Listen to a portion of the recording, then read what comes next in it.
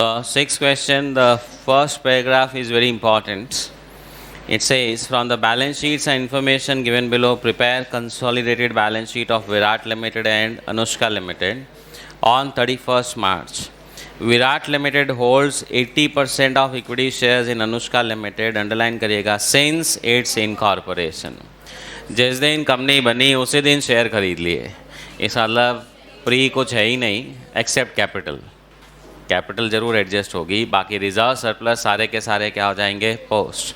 तो इसमें तो मेहनत ही ख़त्म हो गई.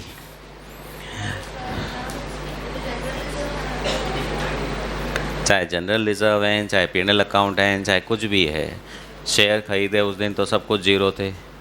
तो उसके बाद जो भी बना, चाहे वो पीएनएल का ओपनिंग बैलेंस भी आप क्या लिखोगे, ज़ीरो. शेयर खरीदे उस दिन क्या था, ज़ीरो.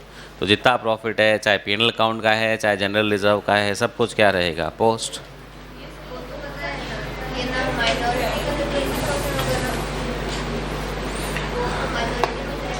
होल्डिंग माइनॉरिटी बांटने का काम तो ही करना है. बात प्री और पोस्ट की हो रही है, मैच नहीं हो रही है. वो तो कोई एक आध जगह फिगर ऊपर उठा के लिखा नहीं होगा. आज एक कॉस्ट ऑफ कंट्रोल देखिए. हाँ, क्वेश्चन नंबर 6 का इन्वेस्टमेंट कितना पैसा लगाया भाई, 3,20,000. हाँ, कैपिटल उसकी 4 लाख है, 80% इज 320. तो ये गुडविल कैपिटल रिजर्व तो जीरो हो गया. हाँ, माइनॉरिटी के हिस्से की कैपिटल 80,000. हाँ, रिजर्व सरप्लस में क्या क्या है भाई, एक जनरल रिजर्व ही है खाली 1 लाख रुपए का, 20% इधर, बाकी का 80% होल्डिंग कंपनी के रिजर्व में ऐड हो जाएगा. तो कंसोलिडेटेड रिजर्व कितना हो जाएगा, 1,80,000. बस, और तो कुछ करना ही नहीं है, बाकी तो लाइन बाय लाइन ऐड करना है. बैलेंस शीट देखिए, share capital 6 lakh, reserve surplus 1,80,000, long term borrowings 3 lakh, trade payables 2 lakh, assets में प्रॉपर्टी प्लांट माइनॉरिटी इंटरेस्ट एक और आ जाएगा 1 lakh rupees, property plant equipment 7 lakhs, inventories 3,60,000, receivables 2,20,000, cash and cash equivalent 1 lakh. ठीक है. उसके बाद 7th question, balance sheet of S&T on March 19 were as below. Capital, reserves, PNL account, bank overdraft, bills payable, creditors. Assets में land and building, plant, investment, stock, debtors, bank. S acquired 16,000 shares of T on 1 October 18. Balance sheet आपको March की दी है, 1 October को खरीदे, मतलब 6 महीने pre, 6 महीने post. The PNL account of T stood at 30,000 credit on March 18, out of which a dividend of 10% was paid on 1 November 18. हाँ, share अक्टूबर में खरीद लिए थे, खरीदने के बाद डिविडेंड दिया. S had credited its share of dividend in its P&L. वही rectification. Prepare consolidated balance sheet of 2 companies on March 19. तो अगर मैं P&L अकाउंट बनाऊँ, हाँ, बैलेंस ब्रॉट डाउन कितना था भाई, है जी 30,000. इसमें से एक डिविडेंड दिया 20,000, और ये डिविडेंड क्वेश्चन ने कह दिया इसी में से दिया है. हाँ, जनरल रिजर्व्स 1 लाख रुपए लिखा हुआ है. शुरू में कितना था कुछ बोला नहीं है.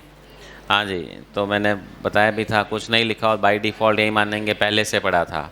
ये नहीं, एक सारा इसी बार याद आया बनाना, मतलब पूरा का पूरा प्री. हाँ, पीएनएल का क्लोजिंग बैलेंस कितना है, 80,000. तो नेट प्रॉफिट 82 है, तो नेट प्रॉफिट 72, 6 months 36 एंड 36. तो अगर प्री की बात करें तो प्री में आप कहेंगे एक तो ये 36,000 और इसमें से 10,000, 46,000 प्री हो गया, 36,000 पोस्ट हो गया. ठीक है, ये क्या है भाई, और परसेंटेज कितना है, 80-20, और रिजर्व 1 लाख पूरा का पूरा प्री. ये 20,000 का डिविडेंड, होल्डिंग को 80%, 16,000. वो नोट लिखेंगे wrongly entered to be now rectified. तो बताओ भाई क्या आंसर आए. Goodwill capital reserve, goodwill 47,200, minority interest, consolidated P&L का बैलेंस सिर्फ पीएनएल पूछा है 70,000। कंसोलिडेटेड रिजर्व सरप्लस का total balance 240। Consolidated reserve surplus का टोटल 310। तो ये 240 क्या था? अच्छा, जनरल रिजर्व तो जो क्वेश्चन वाला है वही रहेगा। तो मैंने पूछा ही नहीं ना, मैंने तो रिजर्व सरप्लस ही पूछा। जी हाँ, चलो जिससे ध्यान रहता है, हाँ अपन इंसान ही है। हाँ हाँ, बैलेंस शीट मिल गई। कितनी टोटल आई? 10, 39। ठीक है, चलिए और लिख लो होमवर्क में।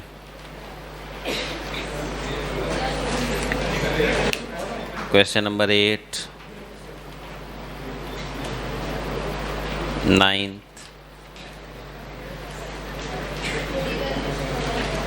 आज करा दूंगा ना, और 10 हैं। और कई बार मैं लास्ट में भूल जाता हूँ जी, मेमोरी प्रॉब्लम है। हाँ बोलो।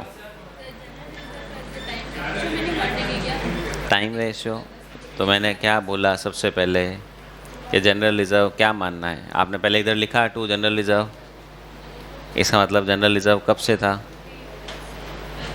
पहले से था। तो बताओ प्री हुआ कि पोस्ट हुआ? अगर यहाँ से 1 लाख शिफ्ट करते हो तो फिर आप कहेंगे मैं किस में से ले रहा हूँ, that will decide. General reserve अपने आप में कुछ नहीं बोलेगा। जनरल रिजर्व को तो आपने इस बार बनाया है तो कौन से प्रॉफिट से बनाया, और पहले से बना हुआ था, पहले से मतलब शेयर खरीदने के पहले से था तो प्री हो गया। ठीक है, हाँ जी।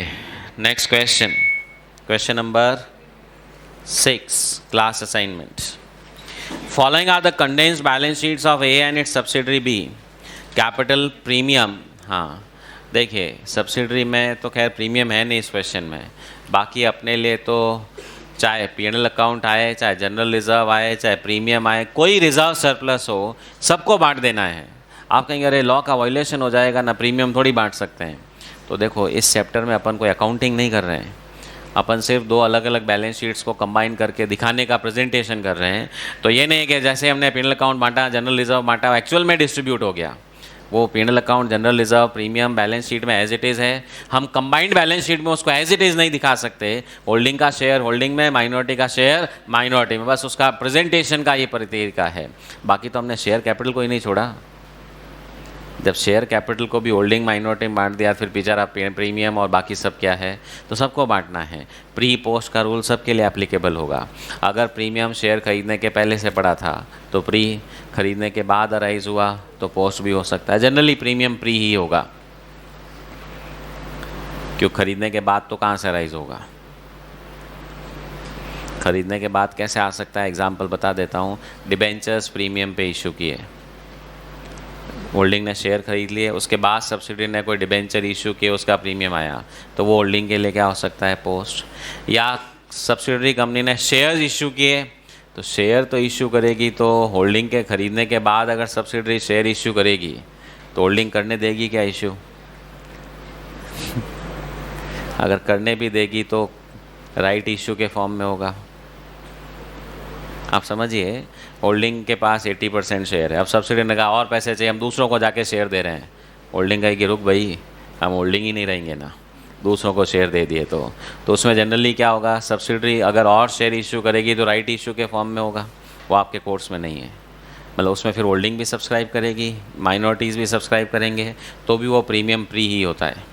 ओके, यहाँ पर उसमें थोड़ा लोचा ज़्यादा है। पुराने वाले शेयर के लिए, नए वाले शेयर के लिए कैलकुलेशन अलग अलग होता है। ओके, तो खैर आपके कोर्स में नहीं है, दिमाग मत लगाओ। हाँ, पहले से प्रीमियम पड़ा था तो वैसे भी वो होल्डिंग के लिए क्या हो गया? प्री। और इस क्वेश्चन में खैर सब्सिडरी में प्रीमियम है ही नहीं, होल्डिंग में ही है। Then we have general reserve, PNL account, creditors. हाँ, कुल कितनी चीज़ें हैं जो बांटनी है अपने को? Capital, general reserve, PNL. तो ये क्वेश्चन पढ़ते हैं ना, उसी वक्त ये सब एनालिसिस शुरू हो जाना चाहिए कि होल्डिंग का क्वेश्चन है, कितनी चीज़ें हैं जो अपने को होल्डिंग माइनॉरिटी में डिस्ट्रीब्यूट करनी है। Then land and building, plant and machine, furniture, stock, debtors due from B limited. A के बैलेंस शीट के एसेट साइड में डेटर्स से अलग एक दिया हुआ है कि बी से पैसे मांगते हैं 3500 रुपये, तो ऑब्वियसली बी के क्रेडिटर में होगा। आप कहेंगे पर बी की लाइबिलिटी में तो अलग से दिया हुआ नहीं है, तो ये मानेंगे बी के जो क्रेडिटर्स हैं उसमें इंक्लूड होगा। अच्छा, यहाँ पे भी ए में क्या किया, ज़बरदस्ती अलग कर दिया। ये अगर डेटर्स में इंक्लूड रखता तो नीचे लाइन डालता कि ये 3500 एक दूसरे से पैसे मांगते हैं। अब वो नीचे ने डाल के क्वेश्चन ने क्या किया, बैलेंस शीट के अंदर ही एक तरफ आपको डिटेल दे दी, तो दूसरी तरफ तो बाय डिफ़ॉल्ट क्रेडिटर से 3500 रुपये कम कर देंगे। 3600 shares of B at cost. हाँ, ए के पास बी के 3600 शेयर है, कितना परसेंट हुआ भाई है जी? 90%, क्योंकि बी की कैपिटल 40,000 रुपये की है, 10 रुपये वाले 4000 शेयर हुए, it comes to 90% bank balance. You are required to prepare a consolidated balance sheet having regards to the following. On the date when A Limited acquired the shares in B, the latter had a reserve of 2500 and a credit balance in P&L of 500। जिस दिन share खरीदे, कितना आराम वाला question हुआ, 6 महीने 3 महीने का झगड़ा नहीं, जिस दिन खरीदे उसी दिन का बैलेंस दे दिया, तो ये तो हुआ प्री। इसके बाद जो भी इंक्रीज़ हुआ वो सब क्या हो जाएंगे, पोस्ट। इन डिटरमाइनिंग, आप ध्यान से सुनिएगा, the value of shares of B, plant and machine which then stood at books at 22,500 was revalued at 27,000। Question says B के शेयर का वैल्यूएशन करते वक्त जब शेयर खरीदे तो उस वक्त एक प्लांट एंड मशीनरी जो बुक्स में 22,500 पे थी, उसका रीवैल्यूड वैल्यू कितना फिक्स किया गया, 27,000। ओके, अमालगमेशन को याद करें। गुडविल कैपिटल रिजर्व की कैलकुलेशन के लिए अपन net assets versus purchase consideration के डिफरेंस से गुडविल आता था, तो नेट एसेट्स बुक वैल्यू वाली कंसिडर होती थी या एग्रीड वैल्यू वाली, एग्रीड वैल्यू वाली। अच्छा, अपन भी जो इन्वेस्टमेंट करते हैं कि सब्सिडरी के शेयर्स के लिए इतने पैसे दिए, वो जो पैसे देते हो वो उस दिन की नेटवर्थ को देख के देते हो, और नेटवर्थ का मतलब बुक वैल्यू या एग्रीड वैल्यूज़, एग्रीड वैल्यूज़। तो आप समझिए यहाँ पर अब अपने एक नया पॉइंट आया और वो है रीवैल्यूएशन ऑफ असेट। तो शेयर खरीदते वक्त अगर सब्सिडरी कंपनी की एसेट्स की वैल्यू में कुछ प्लस या माइनस था, तो वो जो रीवैल्यूएशन का प्रॉफिट या लॉस है, हाँ, वो भी होल्डिंग माइनॉरिटी में बांटना है। और वो प्री होगा कि पोस्ट होगा,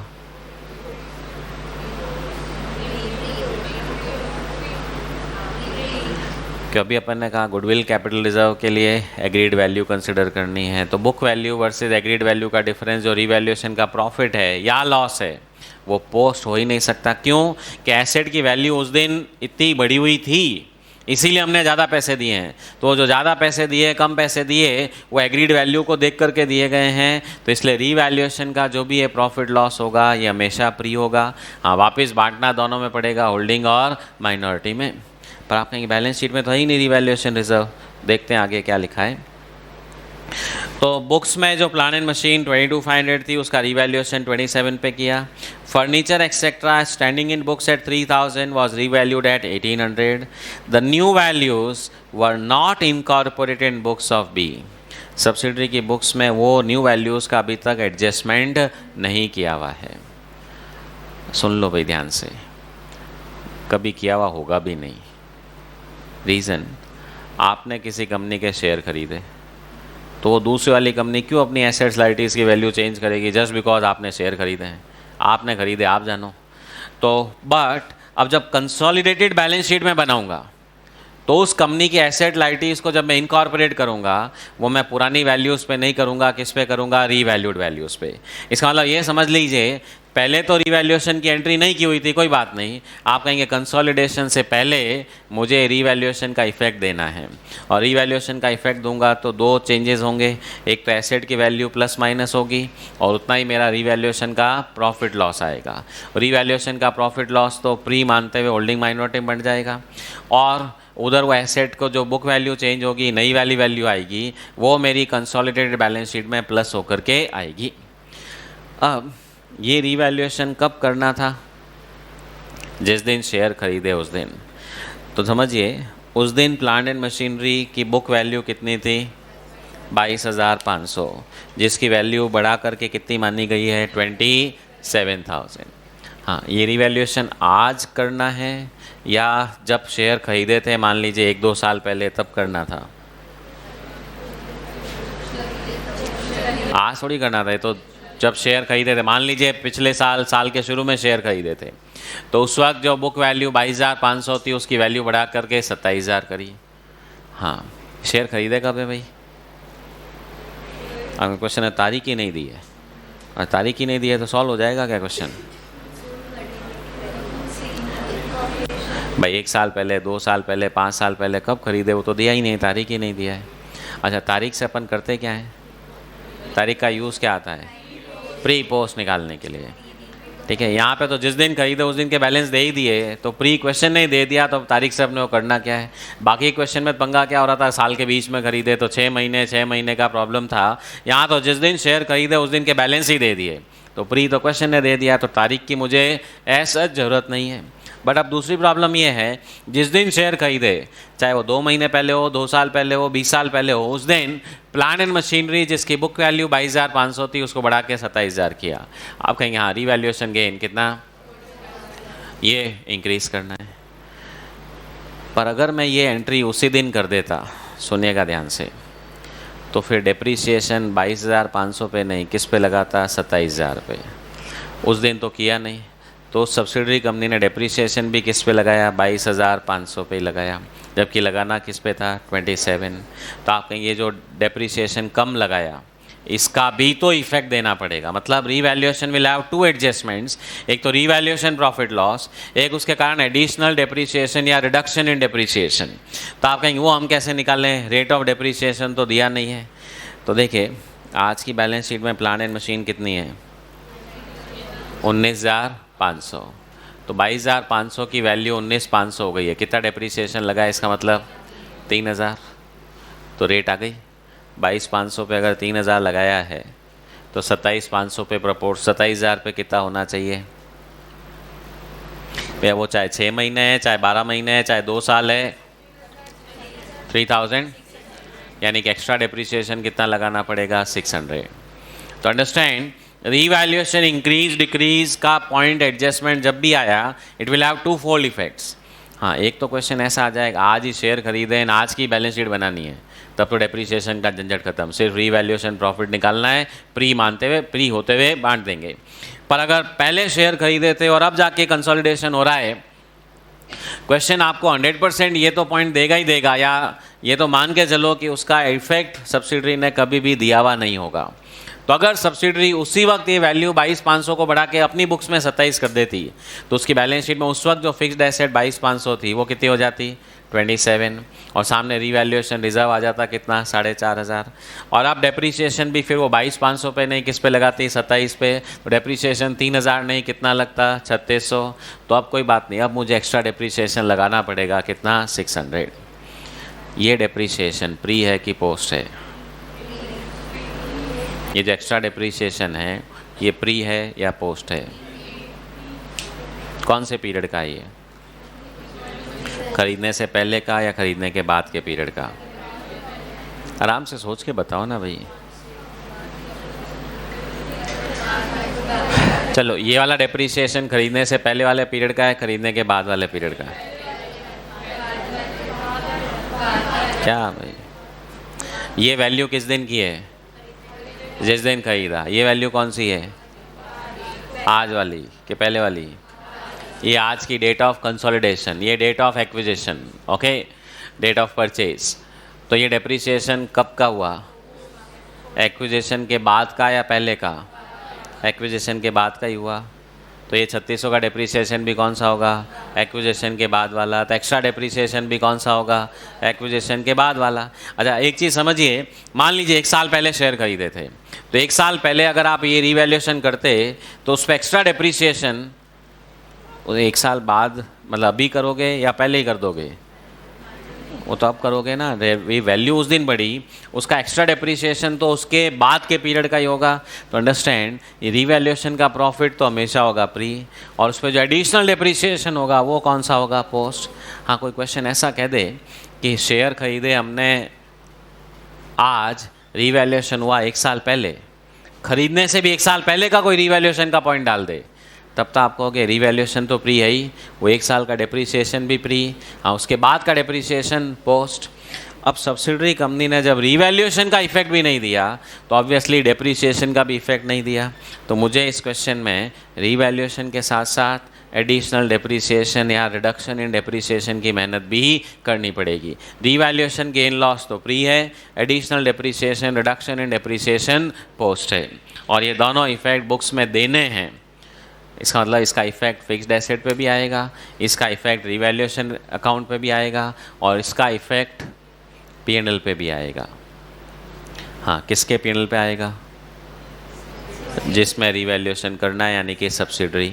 ओके ना, तो एक तो प्लांट एंड मशीनरी के साथ हुआ, और एक फर्नीचर जो उस वक्त 3000 था, यही था ना, उसका रीवैल्यूएशन 1800 पे किया। हाँ, फर्नीचर 3000 वाले को 1800 कर दिया, 1200 रुपये का लॉस।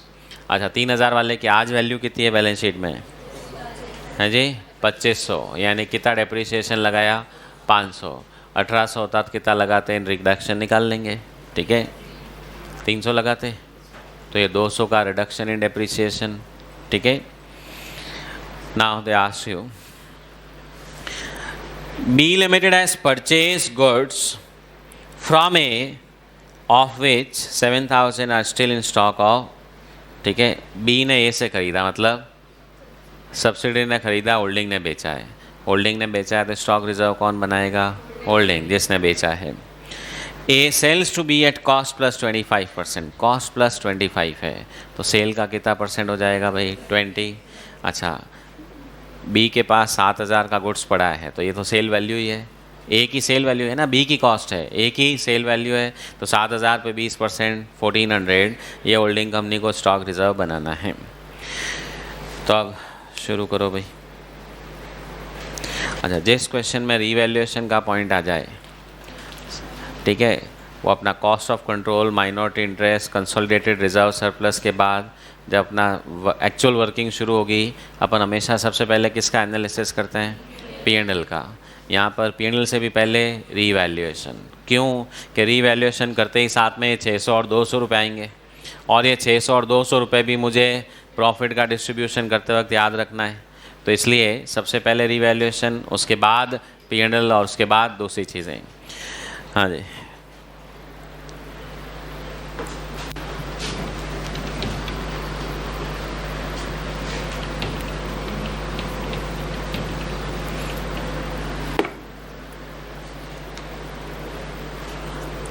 शुरू करो भाई। वर्किंग नोट नंबर 1, हाँ, ए लिमिटेड के पास कितने परसेंट है भाई, 90% शेयर्स हैं बी लिमिटेड के, date of purchase is not given, cost of control, cost of investment 39,000।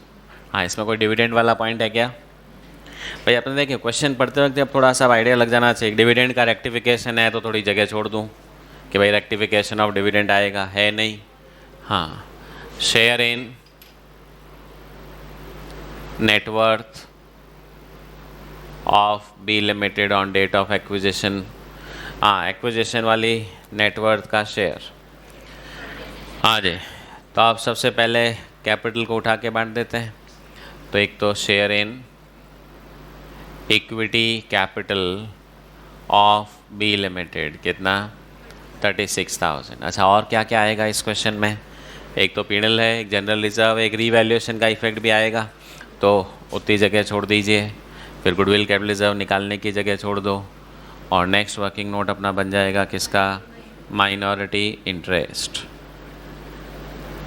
Share in equity capital 20%, नहीं 10%, कितना, 4000 रुपये।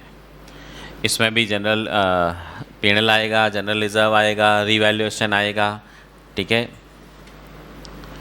Next, consolidated reserves and surplus. तो सबसे पहला P&L, balance of A limited. हाँ, होल्डिंग का कितना है भाई P&L का बैलेंस? 14,000। हाँ जी।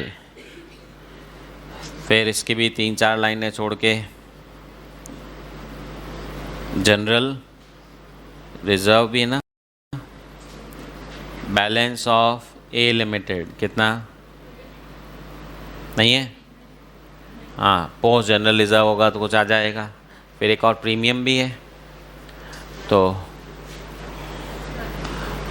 सिक्योरिटीज़ प्रीमियम, हाँ वो तो सिर्फ ए लिमिटेड का ही है। कितना? 13।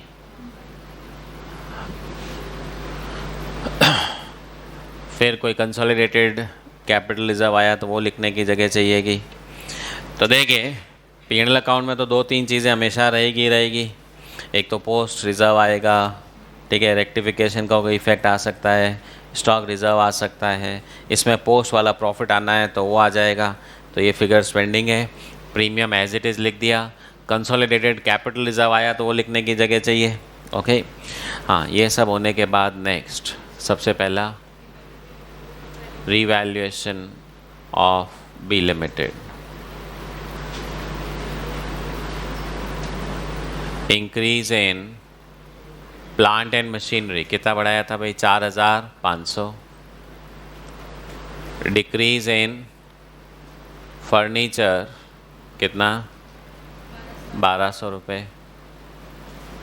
तो नेट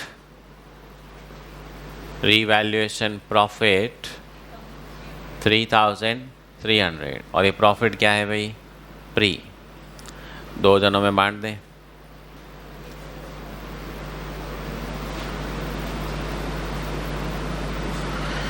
हाँ जी, तो रीवैल्यूएशन एक में प्रॉफिट है, एक में लॉस है। हाँ, दोनों अलग अलग मत बांटना भाई। नेट अमाउंट निकाला 3,300 रुपये। हाँ, 90% 2,970,330।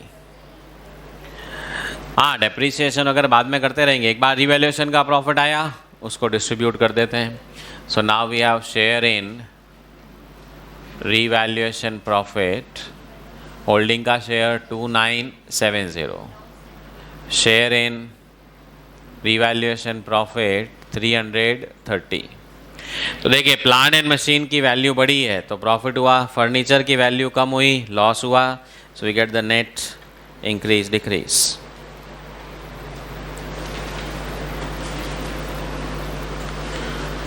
अब additional oblique reduction in depreciation. हाँ, प्लांट एंड मशीनरी। देखिए हमने 3,000 रुपये का डेप्रिसिएशन चार्ज किया, कितनी वैल्यू पे? 22,500 की एसेट अब 19,000 हो गई है। तो हमने जो भी टाइम पीरियड रहा, चाहे 6 महीने था, चाहे 1 साल था, चाहे 2 साल था, हमने उस वक्त 22,500 की एसेट को अब 19,000 कर दिया, मतलब 3,000 का डेप्रिसिएशन लगाया। ये मेरी रेट आ गई। हाँ, इनटू सीधा 4,500 कर रहा हूँ। देखिए अभी मैंने समझाते वक्त तो आपको थोड़ी मेहनत ज़्यादा करवाई थी, ठीक है। मैंने कहा कि अपन ने 22,500 पे लगाया 3,000, तो 27 पे कितना लगाते? आपने निकाला 3,600। फिर मैंने कहा 600 और लगाना है। अब मैं इतनी मेहनत क्यों करूं? कुल मिला के 4,500 एक्स्ट्रा वैल्यू आई। इस एक्स्ट्रा वैल्यू पे ही तो डेप्रिसिएशन नहीं लगा, तो ये मेरा एडिशनल डेप्रिसिएशन आ गया। तो प्लांट एंड मशीनरी पे तो क्या आएगा भाई? Additional depreciation. हाँ, फर्नीचर उसमें रिडक्शन इन डेप्रिसिएशन। फर्नीचर पे 500 का डेप्रिसिएशन लगाया, उस वक्त जो 2,500 का था ना, या 3,000 का था, आज 2,500 है, उस वक्त 3,000 का था। हाँ, तो 3,000 पे 500 का डेप्रिसिएशन लगाया, तो अगर 1,200 की वैल्यू कम करी है तो डेप्रिसिएशन रिड्यूस कितना होना चाहिए? 200 रुपये। तो नेट एडिशनल डेप्रिसिएशन मुझे 400 का डेप्रिसिएशन और चार्ज करना पड़ेगा।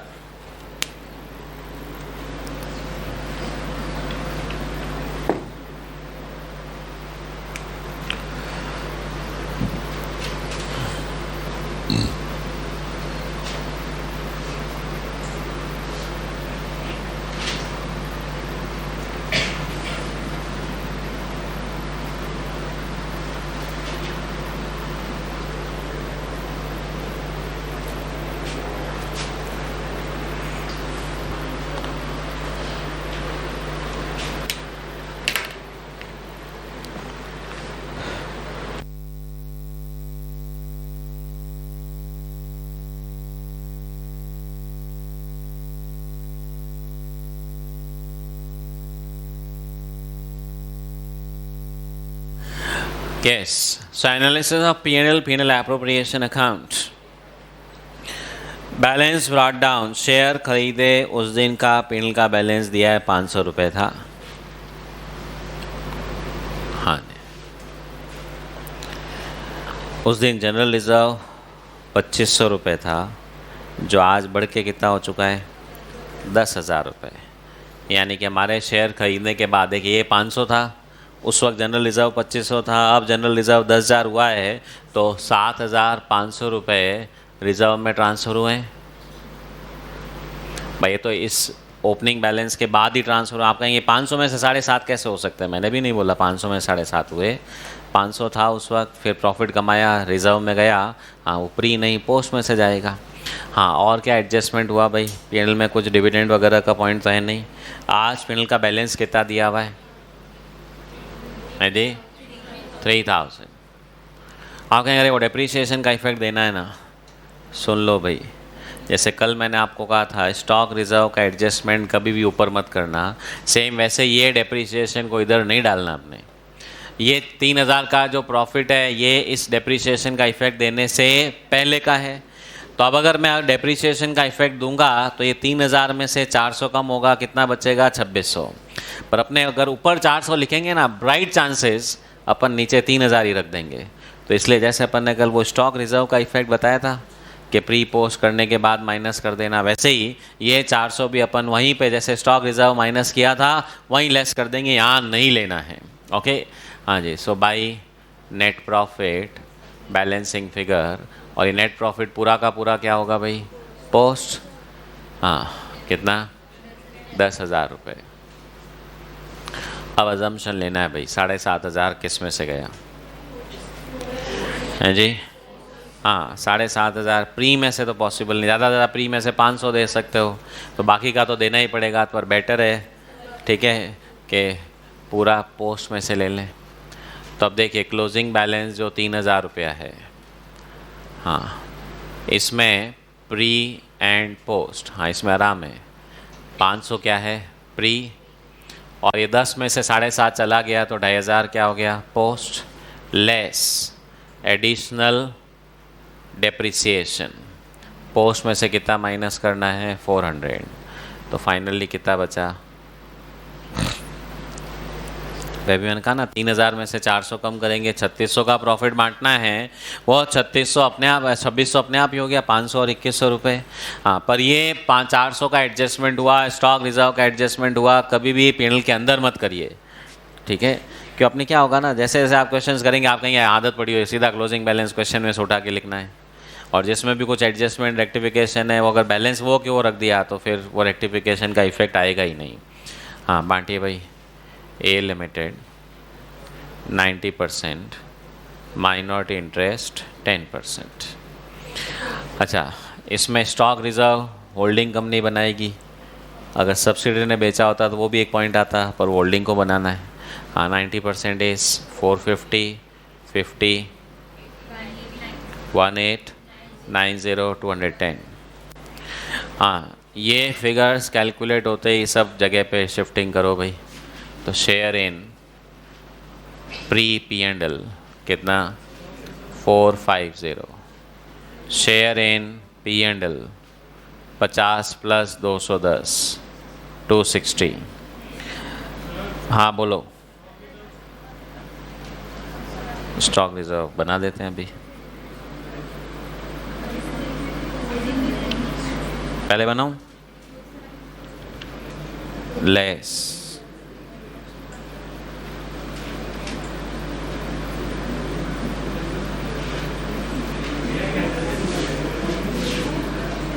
ये लो जी, ठीक है, ये स्टॉक रिजर्व। वो कल था, याद है, कल माल सब्सिडी ने बेचा था, प्रॉफिट सब्सिडी ने कमाया तो सब्सिडी के प्रॉफिट में से कम किया। आज होल्डिंग ने बेचा है तो होल्डिंग ने प्रॉफिट कमाया तो होल्डिंग के P&L में से कम होगा, ठीक है?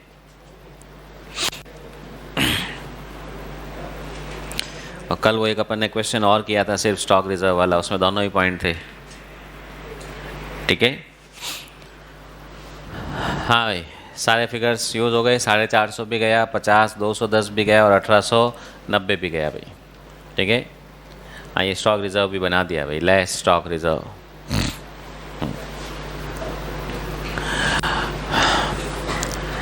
After that, we have is note number 7, analysis of reserve. Closing balance 10,000 है। पूरा प्री है, पूरा पोस्ट है कि क्या है भाई? आप कहें 10,000 में से 2,500 तो जब शेयर खरीदे उस वक्त भी था, तो वो 2,500 तो प्री है, और 7,500 जो हमारे शेयर खरीदने के बाद आया है, ये कौन से प्रॉफिट में से आया भाई? पोस्ट में से। तो जब पोस्ट प्रॉफिट रिजर्व में गया तो रिजर्व भी 7,500 पोस्ट ही रहेगा। तो यहाँ पे फिर 2 पार्ट करने पड़ेंगे, प्री एंड पोस्ट। प्री में 2,500, पोस्ट में 7,500। हाँ, ए लिमिटेड का हिस्सा 90%, माइनॉरिटी का हिस्सा 10%। 2250, 250, 750, 6750।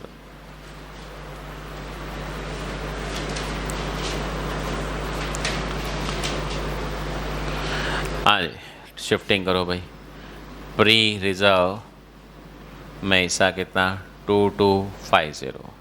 शेयर इन रिजर्व, हाँ, 250 प्लस 750, 1,000।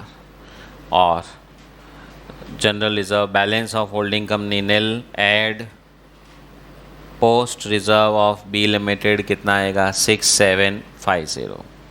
हाँ, इनको आउटर कॉलम में भी ले लो भाई।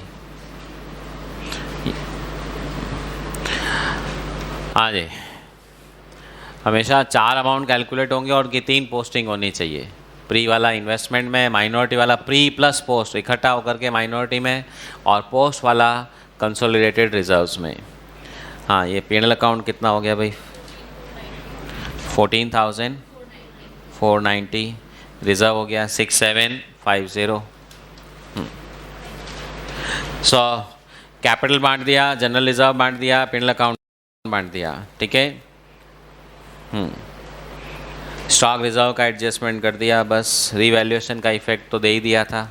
हाँ, वो फिक्स्ड एसेट पे देना बाकी है, वो तो अपन जब फिक्स्ड एसेट वाला नोट बनाएंगे उसमें प्लस माइनस कर देंगे। हाँ, हो गया भाई। तो शेयर इन नेटवर्थ के लिए टोटल लगाओ भाई, ये कितनी आई? 41,670 कैपिटल रिजर्व आएगा, 2670 कैपिटल रिजर्व। हाँ, कैपिटल रिजर्व जैसे ही आया अपने कंसोलिडेटेड रिजर्व सरप्लस में डी पॉइंट आ जाएगा, कैपिटल रिजर्व ऑन कंसोलिडेशन कितना? 2670। हाँ जी, माइनॉरिटी इंटरेस्ट की टोटल लगाओ, 5,5590। हाँ, कंसोलिडेटेड रिजर्व सरप्लस की टोटल लगाओ, 36,910।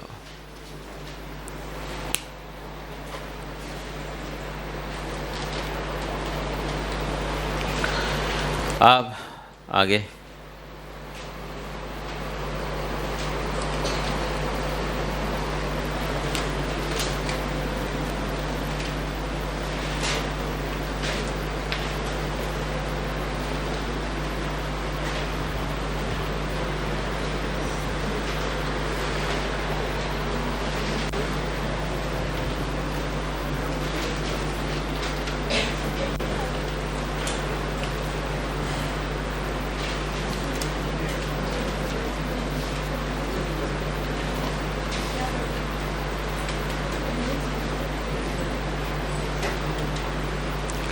यस,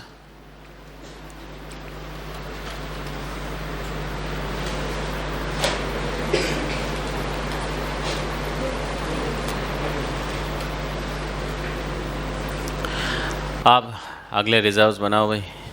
नोट्स कौन कौन से? फिक्स्ड एसेट्स वाले और सब। हाँ, ये हटा दूँ भाई थोड़ा सा।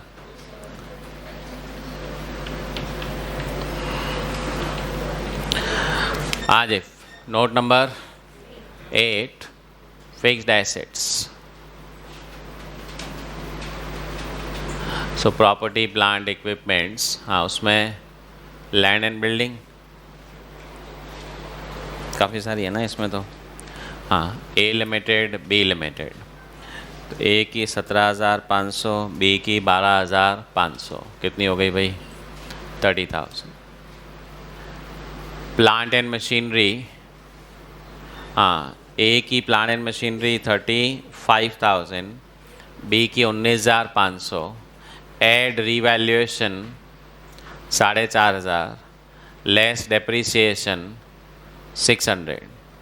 हाँ ये इफेक्ट अब देना है ना भाई, रीवैल्यूएशन इंक्रीज का भी दे दिया, एडिशनल डेप्रिसिएशन का भी दे दिया। 50, 400।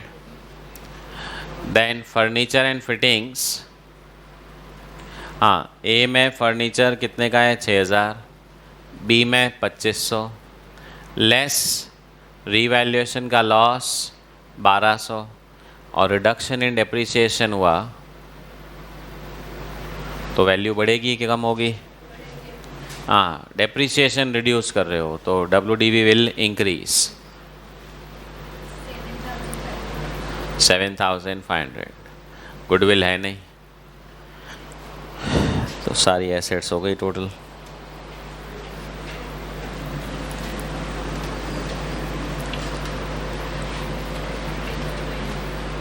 $95,900। Note number 9, inventories.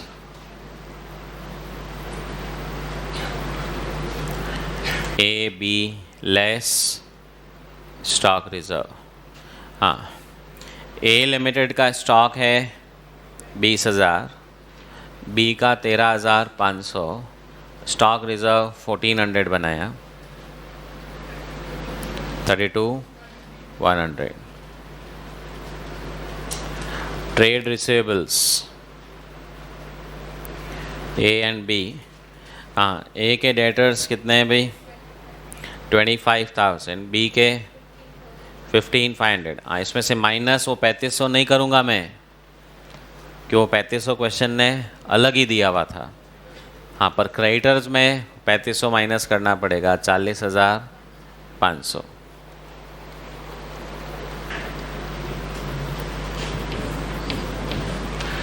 हाँ जी, next we have is cash and cash equivalent, A and B. हाँ कितना कितना कैश है भाई? 500 और 4,500 रुपये, दैट कम्स टू 5,000।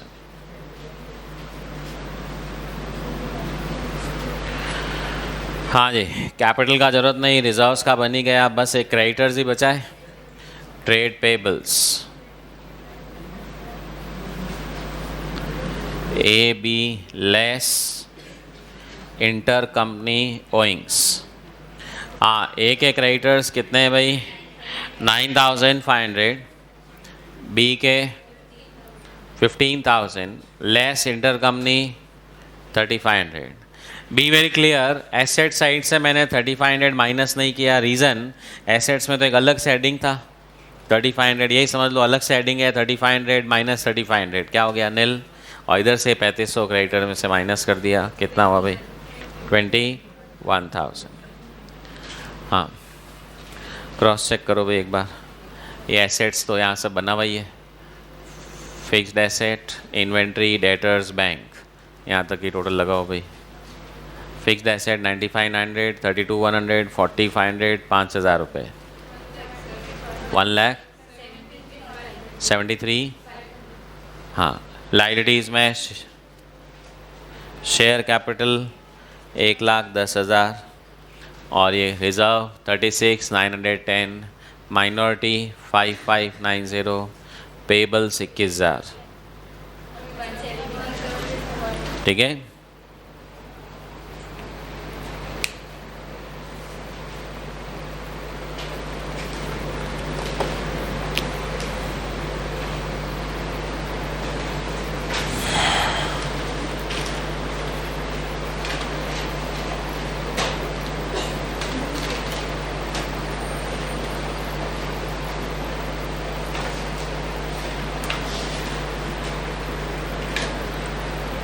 हाँ जी हो गया कंप्लीट. Next question, question 7. हाँ, बैलेंस शीट वाले घर पे बना लेना, नहीं भी बनाओगे तो भी चलेगा.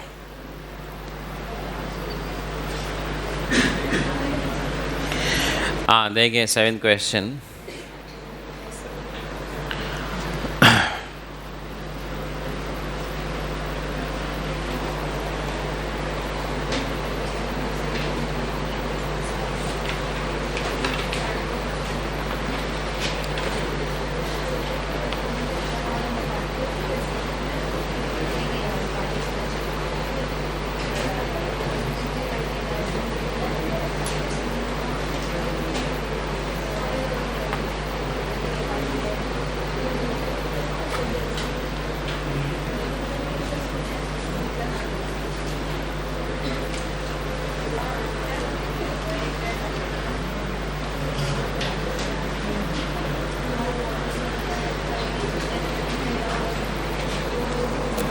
Yes, finished.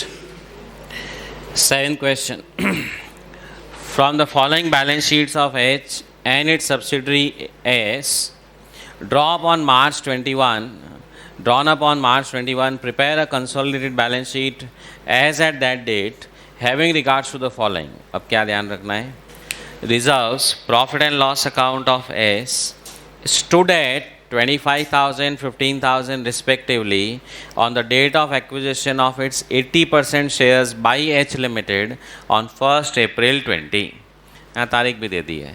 1 अप्रैल 2020 को जब शेयर खरीदे उस वक्त रिजर्व्स के अंदर 25,000 का बैलेंस था, पिनल अकाउंट में 15,000 था. आज बैलेंस शीट में कितना है भाई आगे? अच्छा, बैलेंस शीट में भी देखो नोट और फिर आगे नोट्स में रिजर्व्स. जनरल रिज़र्व भी 75,000 है, उस वक्त 25 था. कितना इंक्रीज़ हुआ? 50,000. पिनल अकाउंट उस वक्त 15,000 था, आज कितना है? 25,000.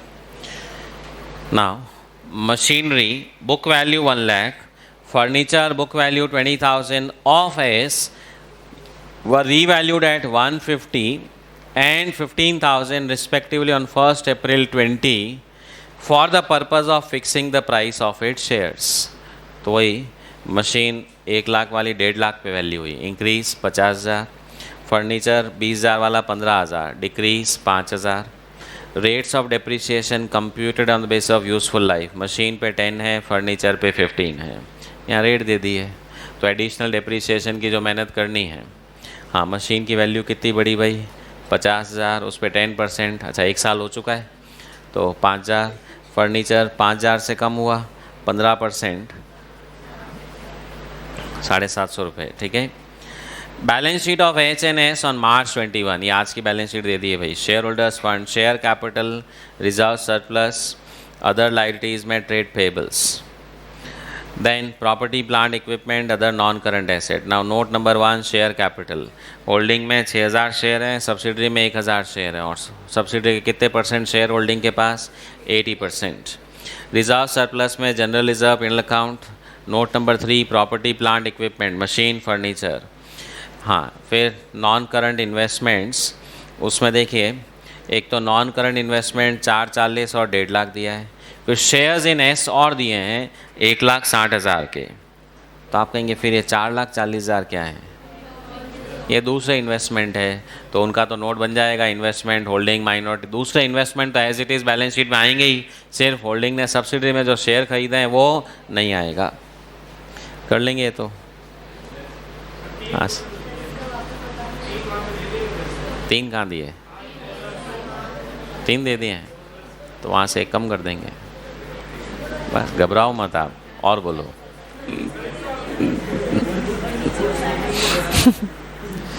ठीक है भाई, सेम ही है इसलिए कह रहा हूँ, प्रैक्टिस भी हो जाएगी आप लोगों की. तो आप तो याद रखते ही हो ना. क्वेश्चन 8. ठीक है, देखिए 8th क्वेश्चन. हाँ, ध्यान दीजिए अभी. Summarise profit and loss account of X Limited and Y Limited for the period ending June 19 and a draft balance sheet on June 19 are given below. तो ये पिनल अकाउंट दिया आपको, पीरियड एंडिंग 30 जून, दोनों के पिनल ही दे दिए। Balance brought forward, profit for the period, taxation for the period. अच्छा, penal में ये टैक्स डेबिट में लिखा है, तो इसका मतलब ये जो प्रॉफिट दिया हुआ है ये बिफोर टैक्स है कि आफ्टर टैक्स वाला है?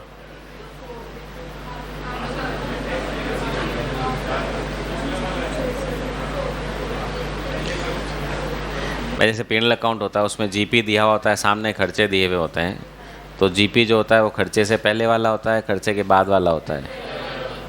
पहले वाला ही होता है। तो वैसे ही अगर आपको यहाँ नेट प्रॉफिट दिया और सामने इनकम टैक्स दिया है, तो सामने एक तरफ का मतलब ये खर्चा अभी तक पहले माइनस नहीं हुआ था, इसका मतलब ये प्रॉफिट कौन सा दे दिया आपको? Before tax. तो आप कहेंगे अच्छा बिफोर टैक्स दे दिया है तो ठीक है। अब मैं मान लो ऐसे ही पिनल अकाउंट बनाऊँ और यहाँ पे भी कहीं मैं लिखूँ टू टैक्स, तो इसका भी मुझे अजम्पशन लेना पड़ेगा टैक्स प्री में से लिया है, पोस्ट में से लिया है?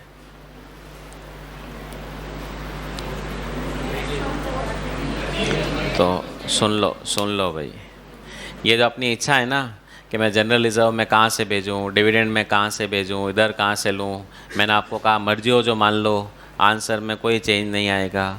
ये इच्छा सिर्फ और सिर्फ जनरल रिजर्व्स में या डिविडेंड के लिए एप्लीकेबल है।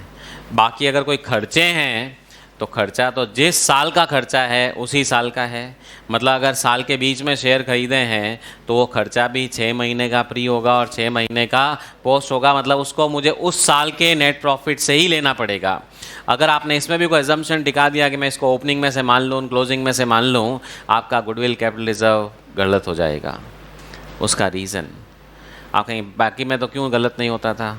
क्योंकि पीएनएल अकाउंट से जनरल रिजर्व में गया, पीएनएल में भी होल्डिंग का हिस्सा 80% है, जनरल रिजर्व में भी होल्डिंग का हिस्सा 80% है, तो चाहे यहाँ रखो चाहे वहाँ रखो वो कहेगा कोई फ़र्क नहीं पड़ता।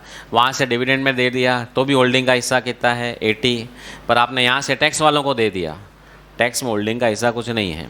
मतलब होल्डिंग का जो प्री प्रॉफिट था आपने कहा हमने तो इसको इनकम टैक्स में बांट दिया, तो फिर तो आप कहीं वो प्री प्रॉफिट जो पहले इन्वेस्टमेंट अकाउंट में आता था वो आना ही बंद हो जाएगा।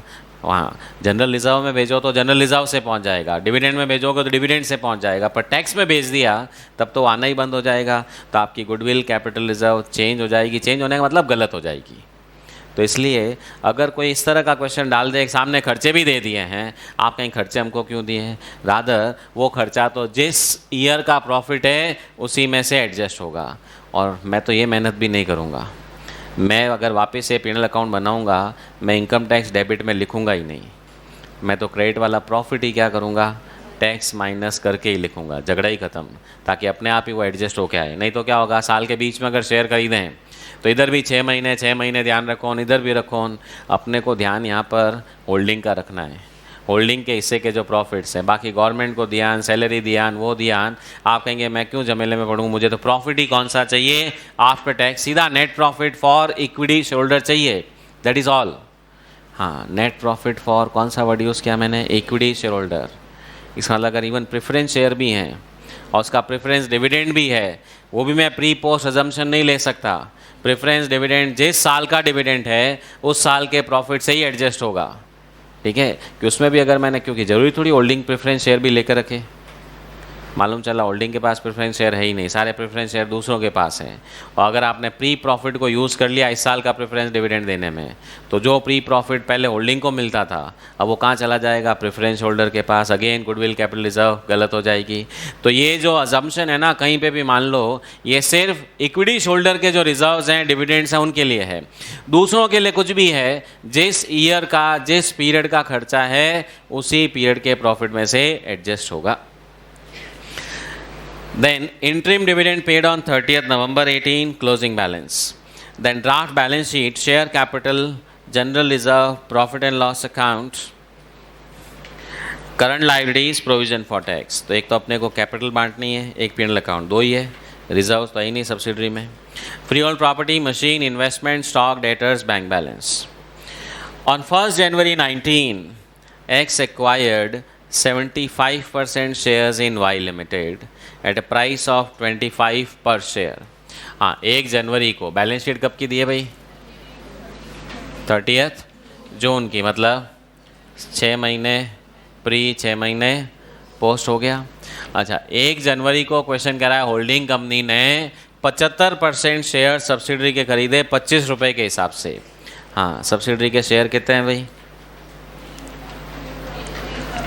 सब्सिडरी की बैलेंस शीट में देखो, शेयर कैपिटल कितनी है? 3 लाख। कितने रुपए वाले शेयर हैं? 10 रुपये वाले। कितने शेयर हुए? 30,000 शेयर। 30,000 शेयर 25 रुपये के हिसाब से खरीदे। नहीं, 30,000 का 75% शेयर खरीदे ना। कितने? 22,500 शेयर खरीदे। क्या रेट में? 25 रुपये में। कितना कॉस्ट हुआ? ये हमारे इन्वेस्टमेंट की कॉस्ट हो गई। फिर आगे क्या लिखा है?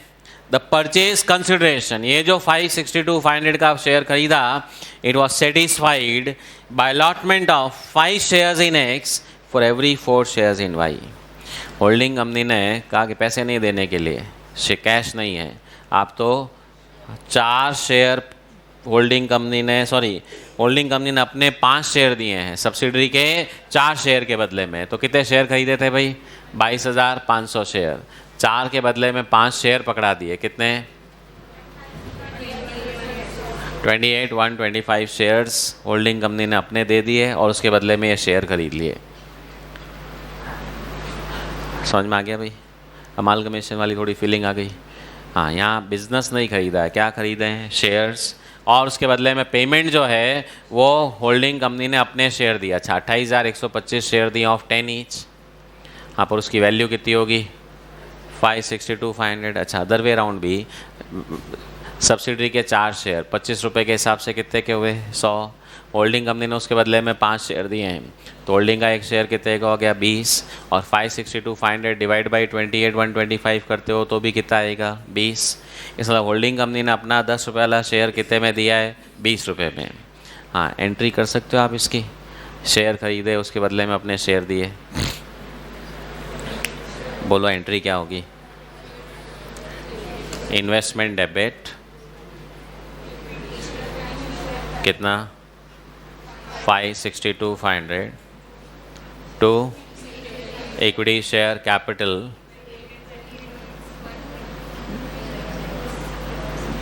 10 रुपये से मल्टीप्लाई भी होगा ना, वो याद आ गया? हाँ, बूथ सिक्योरिटीज़ प्रीमियम। अमालगमेशन याद आया ना भाई? गड़बड़ हो जाती थी, वो पार्टी किससे लेनी थी मेरे को? हाँ बोलूँगा नहीं, आप चिंता मत करो, ठीक है? है जी? हाँ, लूँगा भी नहीं पर बोलूँगा भी नहीं। हैं? इसीलिए तो मैं भी रोज़ याद दिला रहा हूँ बस। हाँ, सही है। चलिए, अब मेरे को ये बताइए, होल्डिंग कंपनी की बैलेंस शीट में है कि नहीं भाई investment?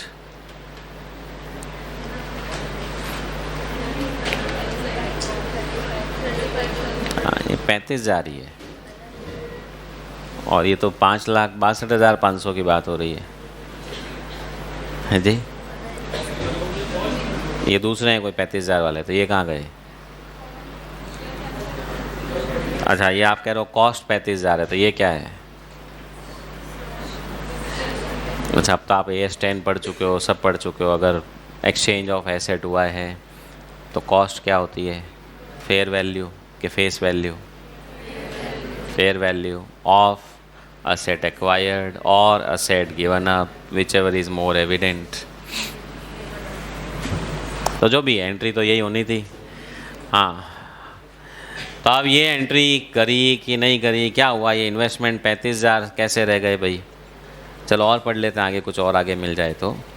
Second point, year ending of Y is 31st March, but in line with X accounts were drawn up for 15 months, that is up to 30th June.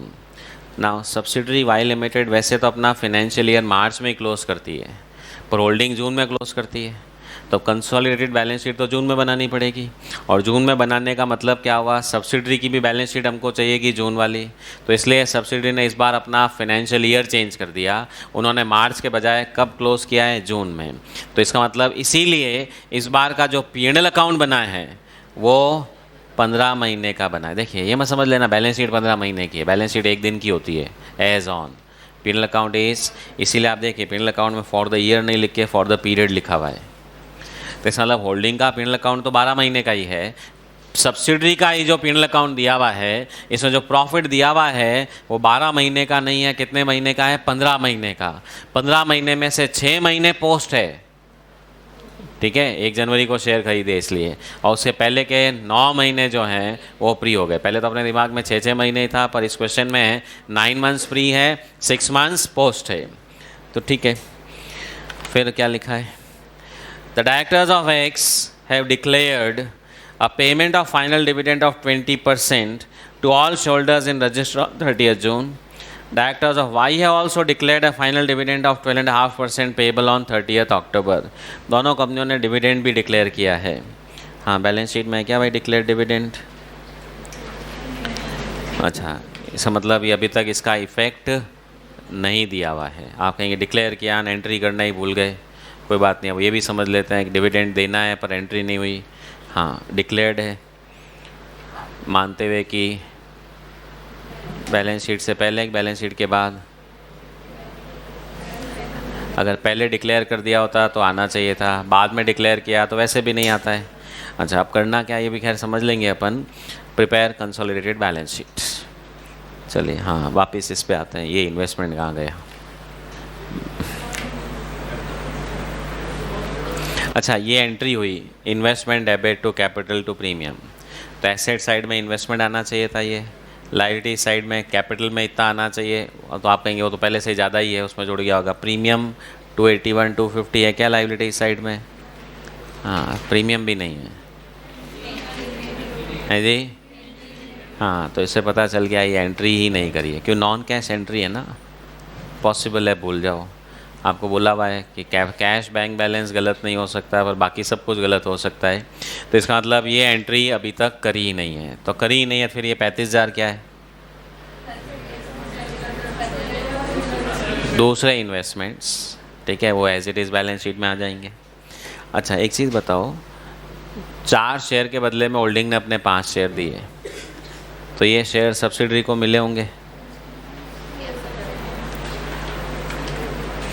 तो subsidiary की balance sheet में भी आना चाहिए इन्वेस्टमेंट। तो subsidiary ने भी नहीं करी, क्या एंट्री करेगी वो शेयर मिलने की?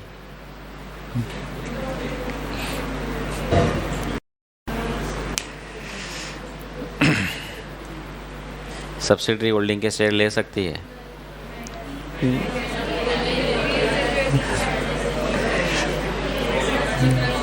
पहले के वो तो चलेंगे, ये वाले पहले के हैं क्या? आज खरीद रहे हो ना आज ही दे रहे हो, पहले के हुए कभी के हुए? तो शेयर दिए किसको हैं फिर? होल्डिंग ने शेयर खरीदे, अपने शेयर इशू किए, किसको? इस चैप्टर में मैंने आपको बोला था होल्डिंग शेयर कहाँ से खरीदेगी? मार्केट से, एग्जिस्टिंग शेयर होल्डर से। तो आप मान लीजिए सब्सिडरी के शेयर होल्डर हो और मैंने आपसे शेयर खरीदे, तो उसके बदले में पेमेंट आपको करूँगा या आपकी कंपनी को करूँगा? शेयर होल्डर को, यानी कि ये शेयर सब्सिडरी कंपनी को इशू नहीं हुए हैं, शेयर होल्डर को इशू है, सब्सिडरी कंपनी को कोई लेना देना नहीं है। उसकी बुक्स में बस नाम चेंज हो जाएगा, पहले XYZ नाम थे, अब होल्डिंग कंपनी का आ जाएगा। तो ये शेयर ये नहीं सब्सिडरी के पास पहुँचे हैं, होल्डिंग कंपनी ने जो 75% शेयर खरीदे वो किससे खरीदे? एग्जिस्टिंग शेयर होल्डर से। सब्सिडरी की कैपिटल तो पहले भी 30,000 थी, आज भी 30,000 है।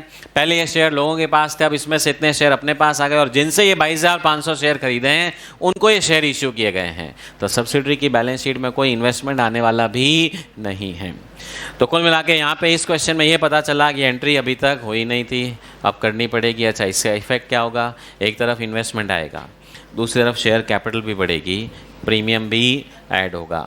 हाँ, ये होल्डिंग कंपनी की कैपिटल और प्रीमियम में इतना एडिशन आएगा। शुरू करो भाई।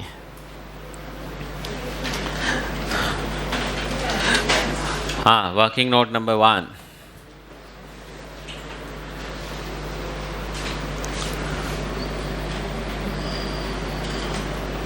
क्या नाम क्या है भाई? एक्स और वाई। तो एक्स लिमिटेड के पास वाई लिमिटेड के कितने % शेयर हैं भाई? 75%। कब खरीदे? 1 जनवरी 2019। हाँ, सेकंड वर्किंग नोट ये मत बनाना, सेकंड वर्किंग नोट ये बनाना पड़ेगा पहले।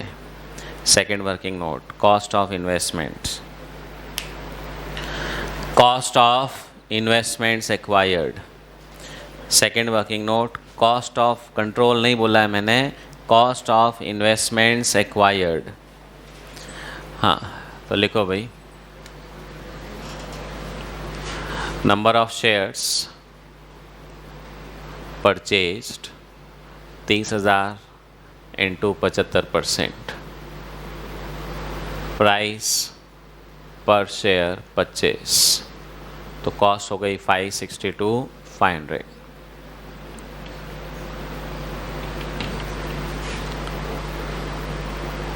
Shares issued against 8. हाँ, इसके बदले में शेयर कितने इश्यू किए हैं भाई? 22,500 divide by 4 into 5, 28,125 shares of X limited holding company. तो होल्डिंग कंपनी ने ये इन्वेस्टमेंट खरीदा, सामने वाले को अपने शेयर्स पकड़ा दिए. हाँ लिखिए, हो गया यहाँ तक. फिर लिखो एंट्री, अकाउंटिंग एंट्री.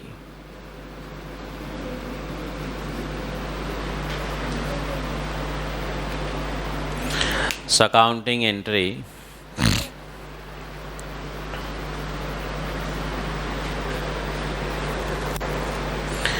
हाँ जी, investment debit,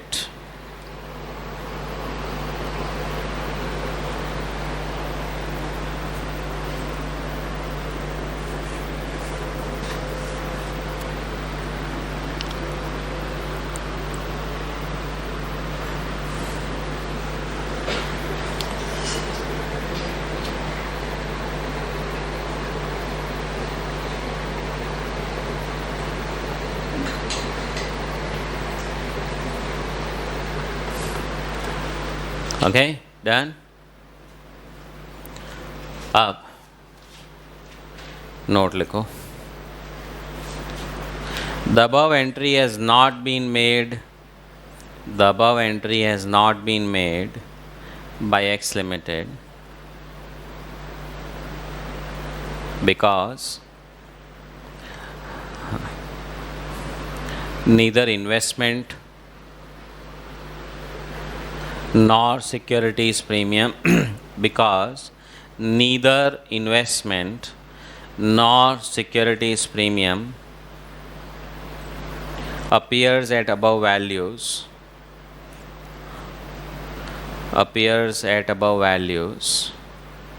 in balance sheet of X Limited, in balance sheet of X Limited. ठीक है, एक नोट नंबर 2 लगाओ. हाँ, वो डिविडेंड को क्या माने भाई? डिक्लेयर बाद में हुआ पहले हुआ? हाँ, कहीं बैलेंस शीट बन चुकी है तो बाद वाला ही होगा, तो इसलिए कोई इफेक्ट नहीं दिया जाएगा. तो लिखिए, assuming dividend is declared after balance sheet date, assuming dividend is declared after balance sheet date, so no adjustment is required, so no adjustment is required. और अगर मैं अदरवाइज मान भी लूँ तो ठीक है, होल्डिंग वाला तो बैलेंस शीट में दिखाना पड़ेगा डिक्लेयर डिविडेंड, सब्सिडरी वाले में तो करने की ज़रूरत ही नहीं है, क्योंकि सब्सिडरी में अगर आप मेहनत करोगे तो पहले पीनल में से डिविडेंड माइनस करके बचा हुआ पीनल बांटोगे, फिर वो डिविडेंड भी बांटोगे. अच्छा, दोनों जाने 75-25 के रेशियो में ही हैं और दोनों में प्री पोस्ट का लॉजिक वही रहेगा, मैं मेहनत ही क्यों करूं? आप कहेंगे फिर तो अपने को पहले वाले क्वेश्चन में भी ऐसा ही करना चाहिए था, जिसमें कर रखा था उसमें भी हटा दो. जो कर रखा है उसको हटा नहीं सकता, पर नया काम मैं क्यों करूं? जैसे इस क्वेश्चन में मान लो सब्सिडरी का पीनल का बैलेंस कितना दिया हुआ है? 1 लाख रुपये. अब 1 लाख मैं जस्ट समझाने के लिए कह रहा हूँ, मान लो प्री 80,000 है, पोस्ट 20,000 है. आप कहते हो नहीं एक डिविडेंड का 40,000 का एडजस्टमेंट करो, और मान लो मैं 40,000 का डिविडेंड यहाँ से एडजस्ट करके फिर ये 40 बांटूंगा और 20 बांटूंगा, फिर ये डिविडेंड भी बांटूंगा. अच्छा, ये भी 75-25 में जाना है, ये भी 75-25 और ये डिविडेंड भी 75-25, तो बेटर है ना मैं 80,000 और 20,000 को ही बांट दूँ. अच्छा, अगर ये प्री डिविडेंड है और प्री पीनल है, दोनों कहाँ जाएंगे? यहाँ पर. और अगर पोस्ट पीएनएल और पोस्ट डिविडेंड है, दोनों कहाँ पर आएंगे? कंसोलिडेटेड रिजर्व्स में। जब दोनों का जाना एक ही जगह पर है तो अलग अलग करके मैं क्यों अपना काम बढ़ाऊँ? We can always ignore the additional information of dividend of subsidiary company. हाँ, होल्डिंग का तो अगर मैं ये अजम्पशन ले लूँ कि बैलेंस शीट डेट से पहले ही डिक्लेयर कर दिया था, ये एडजस्टमेंट करना भूल गए हैं, तब तो मुझे होल्डिंग का डिक्लेयर डिविडेंड लाना पड़ेगा। क्यों? कि कंसोलिडेटेड बैलेंस शीट में declared dividend of holding company तो अलग से आता ही है। सब्सिडरी का डिक्लेयर्ड डिविडेंड तो वैसे भी बैलेंस शीट में नहीं आता, वो तो होल्डिंग माइनॉरिटी में बटना ही बटना है, तो मैं क्यों उसकी मेहनत करूँ? I am never going to do it. Okay, चलिए जी, अब आगे next working note, cost of control.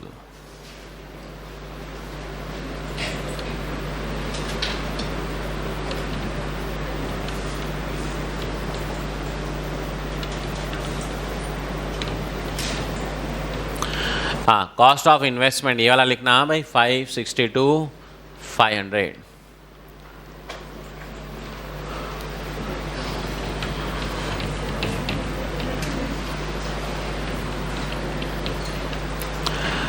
Now Y limited की कैपिटल 3 लाख रुपए है, तो 2,25,000 तो शेयर इन नेटवर्थ वाले में आ जाएगा और बाकी का 75,000 माइनॉरिटी इंटरेस्ट में।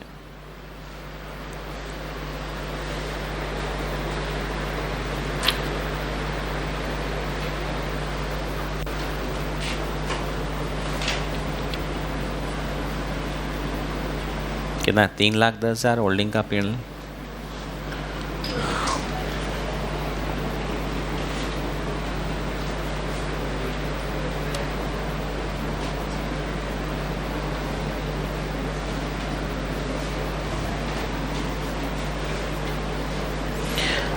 हाँ जी, फिर थोड़ी जगह छोड़ के consolidated reserve surplus. So PNL account holding company 3,10,000, post PNL Y का आएगा जब जुड़ जाएगा। हाँ, रेक्टिफिकेशन है नहीं इस क्वेश्चन में। अच्छा, एक डिविडेंड का पॉइंट था ना, सब्सिडी ने एक डिविडेंड दिया, नवंबर में दिया। शेयर कब खरीदे अपन ने? जनवरी में। अपने शेयर खरीदने से पहले ही दे दिया, झगड़ा ही ख़त्म। ना तो अपन ने उसके लिए पैसा दिया, ना वो डिविडेंड मिलना है, ना कुछ करना है। हाँ, जनरल रिजर्व होल्डिंग का बैलेंस कितना है भाई? 2,75,000। अच्छा, सब्सिडरी में तो है ही नहीं, तो सीधा बाहर ही लिख दूँ। बैलेंस ऑफ एक्स लिमिटेड कितना? 2,75,000। सिक्योरिटीज प्रीमियम एक्स लिमिटेड, वो अभी नया क्रेडिट हुआ ना भाई, ये भी तो याद रखना पड़ेगा। कितना? 281 250। ठीक है भाई, ये सिक्योरिटीज़ प्रीमियम की एंट्री करी, कैपिटल भी बढ़ेगा, प्रीमियम भी बढ़ेगा। प्रीमियम हमारे रिजर्व सरप्लस में आ जाएगा, तो जनरल रिजर्व है जी, कैपिटल भी बढ़ेगा ना, उसका नोट बनाऊंगा जब, वो भी बढ़ा दूंगा, कैपिटल भी बढ़ेगी। हाँ, हो गया भाई। फिर एक और लाइन छोड़ के note number 5, analysis of PNL, PNL appropriation account. हाँ, आपका एक क्वेश्चन में बना हुआ है ना, पर अपने को थोड़ा कम पसंद आया। रीज़न वो टैक्स का लोचा है। हाँ, अकाउंट्स में टैक्स पसंद नहीं अपने को, है जी। Opening balance Y limited was 60,000। हाँ, ध्यान दीजिए, मैं वो टैक्स का अमाउंट इधर लिखने वाला ही नहीं हूँ, क्योंकि मैं जो प्रॉफिट लिखूँगा वही कौन सा लिखूँगा? After tax. और वैसे वो अपने को पता ही है, बाई नेट प्रॉफिट ब्रैकेट में आफ्टर टैक्स। हाँ, निकाल सकते हैं भाई।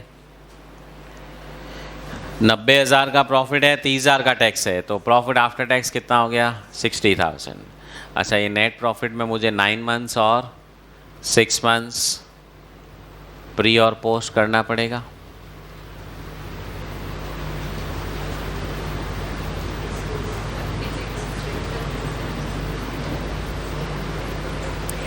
हाँ भाई, समझ में आ गया है। देखिए, होल्डिंग कंपनी वाला पीएनएल तो कभी ज़िंदगी में ही नहीं बनाना है, उसके तो क्लोजिंग बैलेंस है, बस आगे चलेंगे।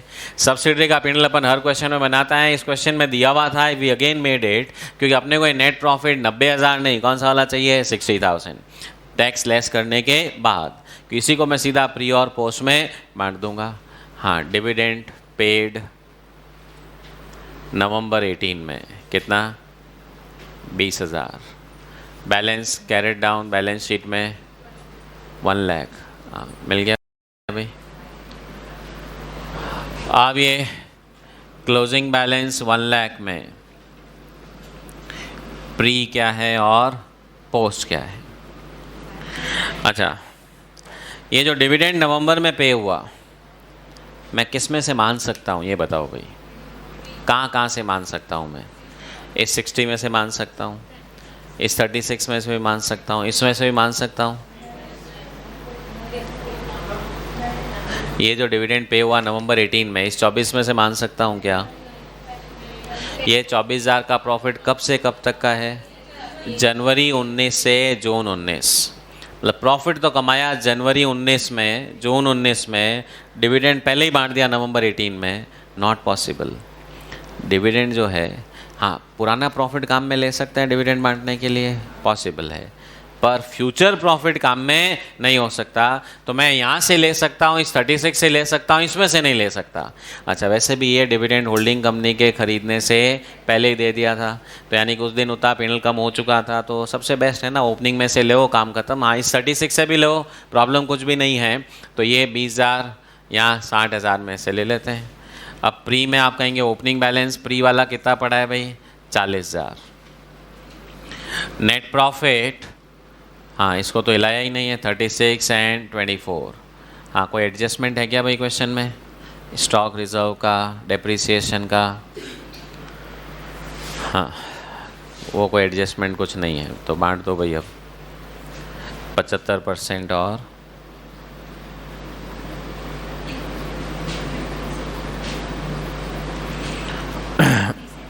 57, 19,000,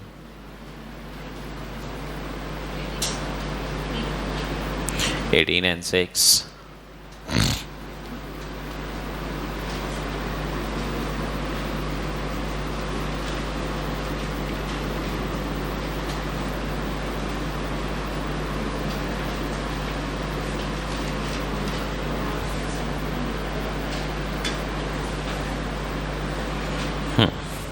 तो 57,000, 18,000, 19, 6, 25 सब बांट दीजिए भाई।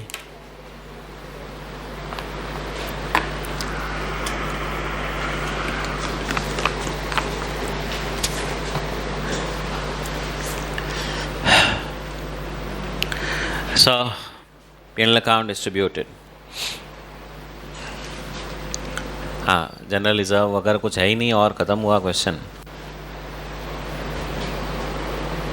भाई जनरल रिजर्व है नहीं, बस रीवैल्यूएशन है नहीं, डिविडेंड वाला पॉइंट का कोई यूज़ नहीं, निकालो भाई। 2,82,000 पैसे दे दिए, 562, कुछ ज़्यादा ही दे दिए। कितना? 280, 500 गुडविल, हाँ, माइनॉरिटी 1 लाख, ये 3,10,000 प्लस 18,000, 3,28,000। हाँ, डिविडेंड को अपन ने मान लिया एडजस्टमेंट नहीं करना है। हाँ, 328 प्लस 275 प्लस 281, 250, 8,84,250।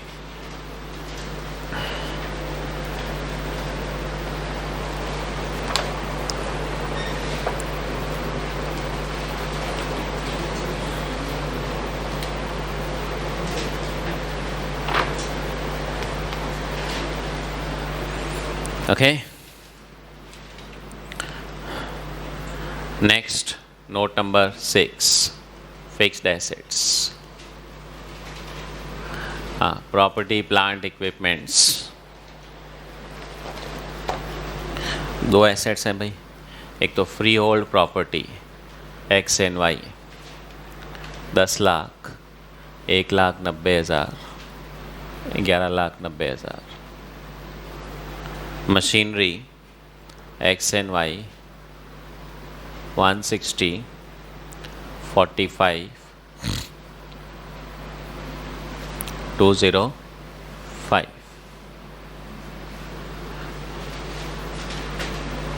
Intangibles goodwill 280, 500. ये 13,95,000. ठीक है भाई. तो टेंजिबल एसेट्स तो 1395, इनटेंजिबल में वो गुडविल आ जाएगी अपनी 2,80,500. हाँ ये तो याद है ना, बैलेंस शीट में दोनों की टोटल अलग अलग जाती है. नोट भले ही एक बना दिया अपन ने, प्रॉपर्टी प्लांट इक्विपमेंट अलग जाएगा, गुडविल अलग जाएगा. Note number 7, non current investments.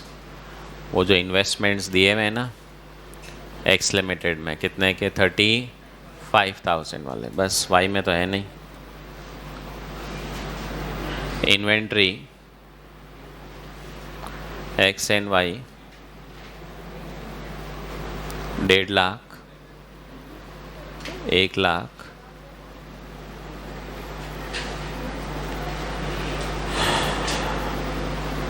ठीक है. तो जो अदर इन्वेस्टमेंट थे वो एज इट इज़ आ गए. हाँ इन्वेंट्री आपके 2.5 लाख हो गई. Debtors X and Y 2,75,000. Cash and bank X and Y 1,45,000.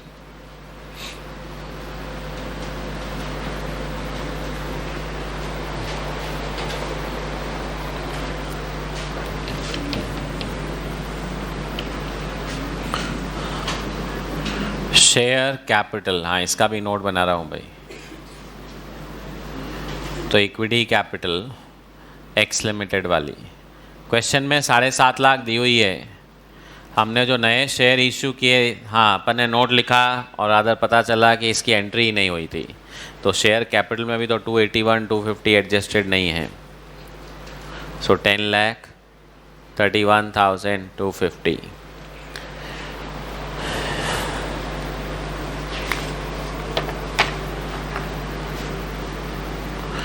Trade payables X and Y कितना है? 165, 30, 195. Other current liabilities X and Y कितना है भाई? 135, 35, 170.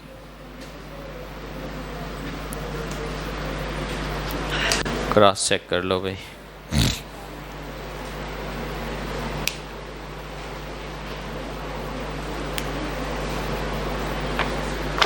कुछ रह गया क्या? हाँ हाँ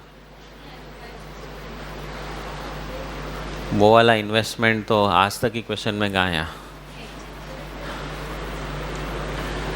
इस इन्वेस्टमेंट की जगह ही तो फिर गुडविल कैपिटल रिजर्व आते हैं.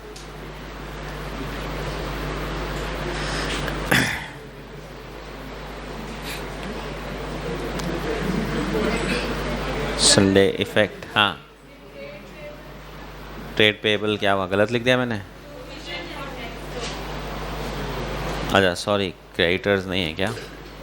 Tax provision X and Y. नहीं वो चश्मे की, चश्मे का खर्चा करना है जी.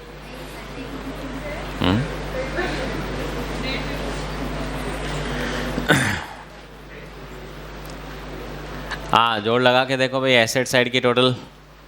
हाँ property plant goodwill non current inventory debtors bank सब की टोटल कितनी आई?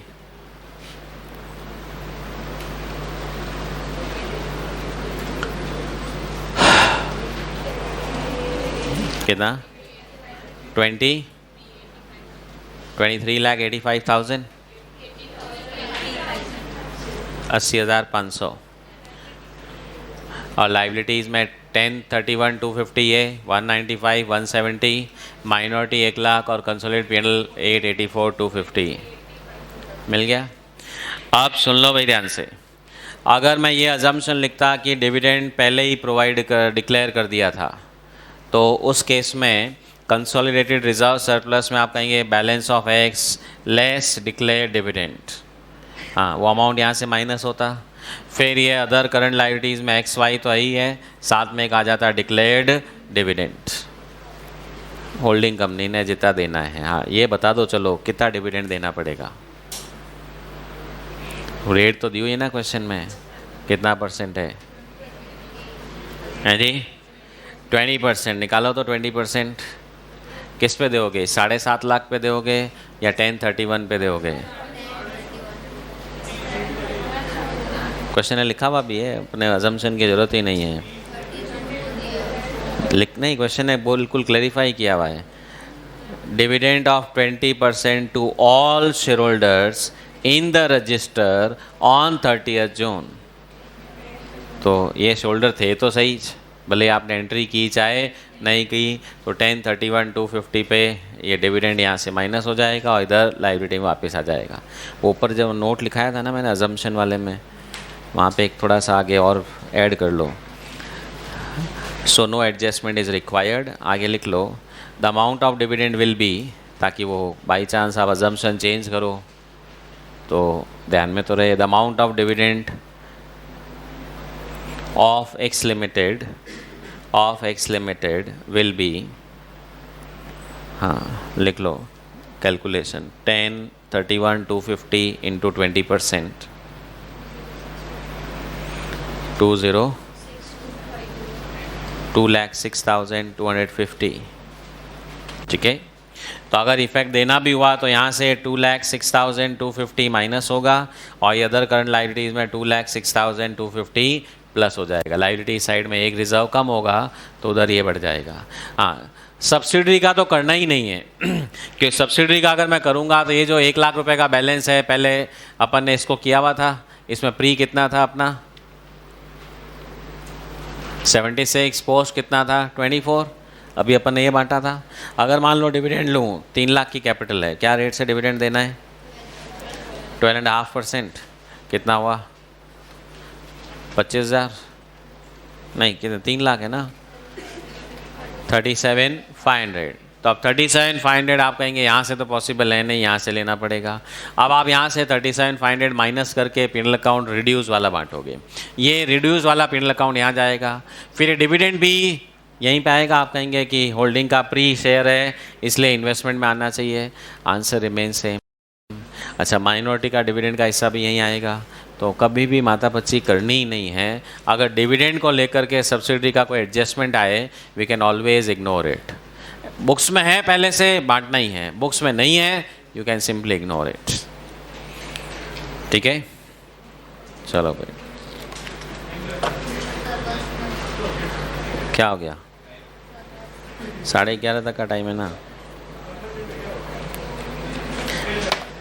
बस इतना ही। तो फिर होमवर्क कम नहीं करूं फिर? कौन कौन से दिए थे? 7th क्वेश्चन और 7 तो कल ही हो गया था, मतलब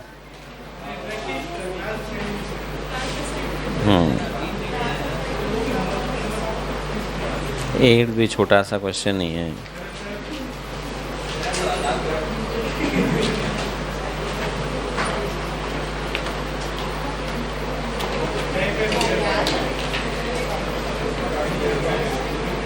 ठीक है कर लेना, हो जाएंगे।